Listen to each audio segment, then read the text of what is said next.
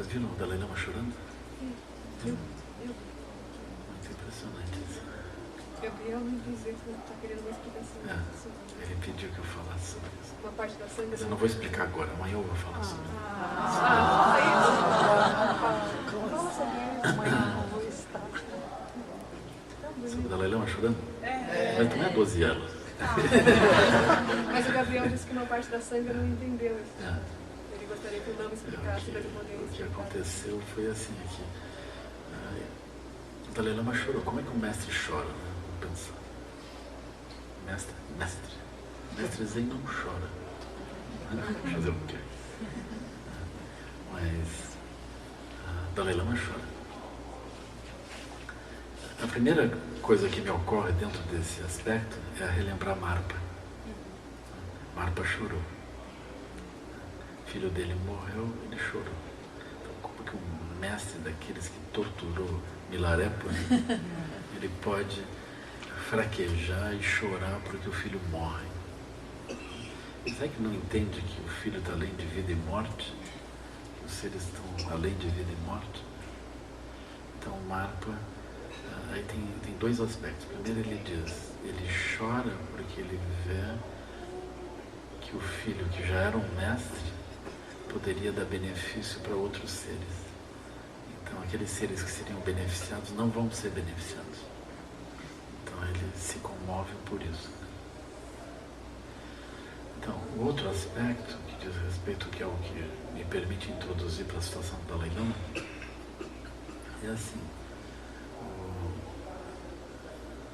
especialmente dentro de uma perspectiva da natureza primordial, nós vamos encontrar os mestres como senhores da dança.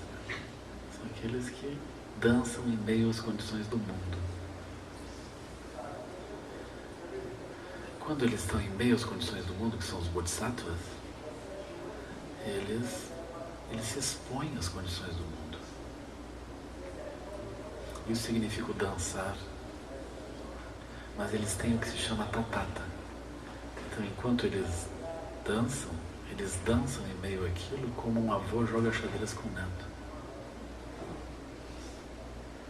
Mas os melhores mestres não são aqueles que se contêm na expressão da inteligência e do envolvimento naquilo. São aqueles que manifestam aquilo. Eles não têm uma imagem que eles aspirem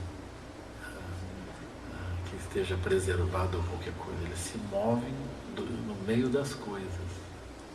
Eles têm a experiência completa do aspecto do samsara, porque eles também não estão presos ao aspecto do samsara. Eles se veem capazes de manifestar aquilo.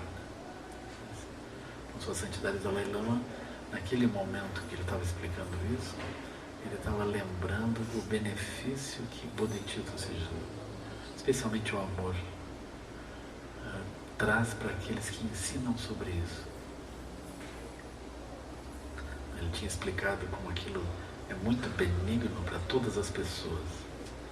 Como, por exemplo, os ensinamentos sobre a vacuidade, nem todas as escolas budistas aceitam. Como aí ele vai mostrando isso.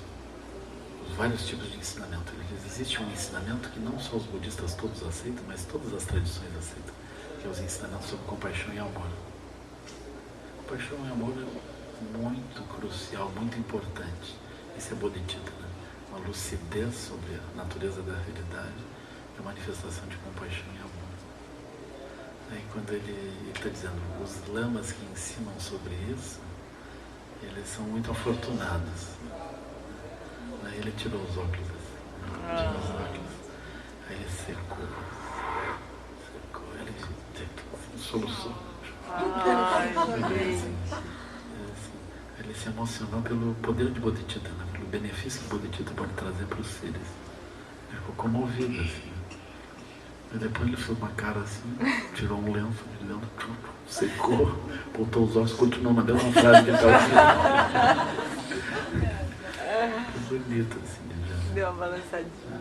Às vezes eu olho para as mulheres, né? Eu tenho a impressão que elas pensam com as emoções. Às vezes eu vejo assim, por exemplo, para os homens é muito perturbador as mulheres chorando, né? Mas é melhor não ficar perturbado, não.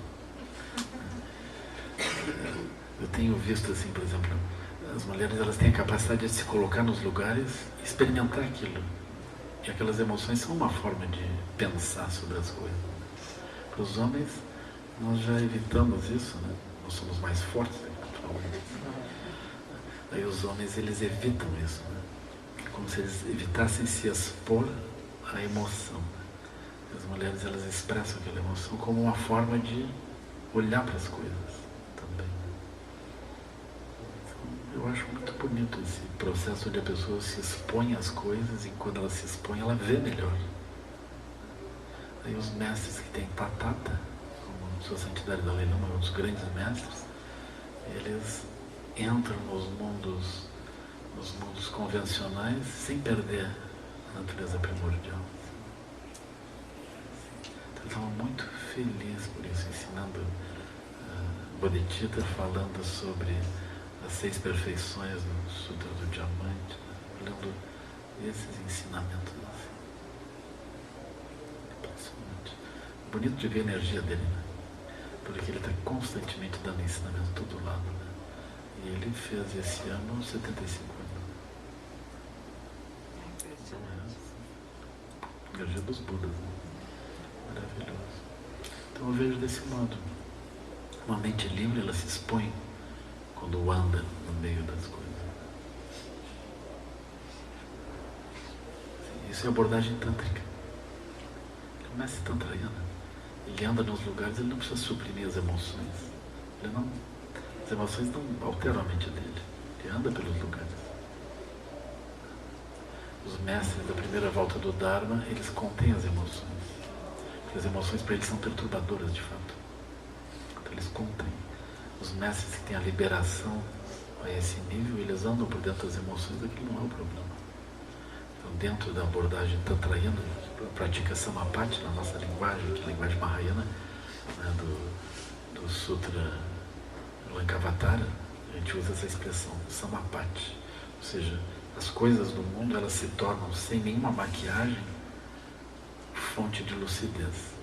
Se eu pretendo ter aquilo como fonte de lucidez, eu tenho que viver as coisas sem maquiagem, com a cara que elas têm. Então isso é Samapati. Então, os mestres que vivem isso, eles vivem por dentro disso, experimentam as coisas, mas eles não perdem o rumo, não perdem a lucidez, né? Eles se mantêm dentro da mandala. Então eles vivem isso. Isso é uma grande habilidade. A maior parte das pessoas, ela tem que entrar pelo caminho do ouvinte, né? Porque qualquer coisa nos perturba. Então, por exemplo, tem lugares que as pessoas têm uma cara meio torta para nós, é melhor nem ir. Porque senão brotam emoções perturbadoras, nós somos arrastados a fazer uma coisa que não devemos. E assim por diante. Aí vocês vão ver gente que vai, monges com o chapéu que impede ver o olho do outro. Olha só o chão, tu leva a tigela, mendiga, mas tu não pode ver a cara do outro. Porque se tu olhar, se for uma moça bonita, talvez tenha uma perturbação. Dependendo de quem for, tu tem desejos, apegos, aversões, rejeições. Então só mostra a tigela. Aquilo parece uma super austeridade, né? Mas aquilo é uma fragilidade. A pessoa está protegida para não ter nenhum tipo de envolvimento. Agora tem os mestres como o Dalai Lama, que ele está nos lugares, ele olha a cara de todo mundo, assim, ele vai para a pessoa e por que você fez isso? Por que isso? Esses mestres são um perigo verdadeiro. Ele chega e diz, você fez isso por quê? Ele nossa, apropriado, né? Aí vira, a pessoa fica em choque, né? Porque eles têm habilidade, simplesmente se movem. É um perigo um ser desses. Dalai Lama em público assim dá bonzinho, mas privadamente a coisa não é bem assim. Porque ele chega para qualquer um, imagina, uma pessoa livre, né? Vocês nunca sentiram assim, um calafrio diante de um palhaço de circo? É um perigo, ele pode fazer qualquer coisa. Mas ele tem que se pintar, botar um nariz, ele faz qualquer coisa. Dalai Lama faz com a cara dele mesmo, qualquer coisa. É um perigo verdadeiro. A pessoa pode qualquer coisa. Pensou tomar o pito do Dalai Lama. Ele também chora. Qual é o problema? Chora. e para o choro e segue. É simples. E tem uma liberação sobre esses aspectos. Né? Quando ele vive aquilo, ele está ali dentro. Né? Está olhando aquilo. Que lindo isso.